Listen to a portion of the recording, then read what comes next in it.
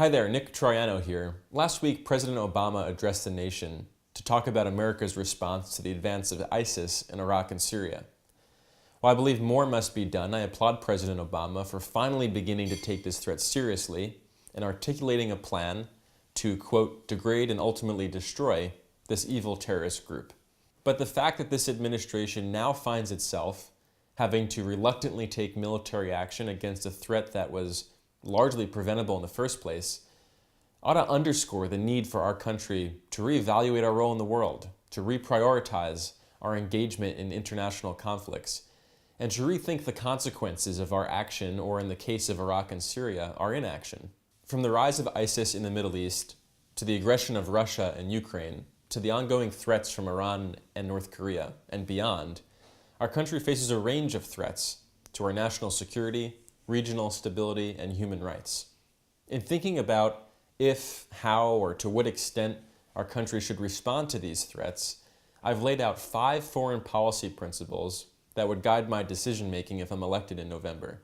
First and foremost, America must maintain a strong posture on the global stage in order to help achieve peace, security, and stability. That means remaining well-engaged diplomatically and well-prepared militarily, and not retreating from global affairs. Second, we need to recognize that the very best way to advance the ideas of free people, free markets, and democratic self-government is to prove that they work through example. That means reforming our political institutions to stem political gridlock, reinvesting in America's own economy, and getting our own budget in order so we can reduce America's indebtedness.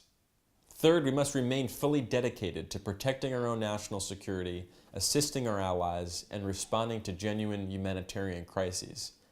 At the same time, we have to be realistic as to what we can achieve and how we can achieve it, such that our country is always prepared for the consequences of our action or inaction.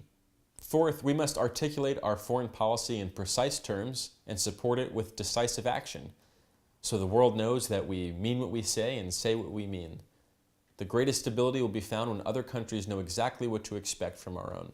Fifth and last, we should only intervene militarily when absolutely necessary and when all other options have been exhausted.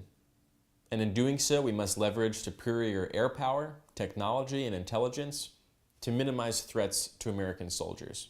So to recap, achieving stability through strength, influencing others by our own example, remaining committed but realistic, communicating clearly and acting consistently, and intervening strategically only when necessary is a recipe for a more informed and effective foreign policy.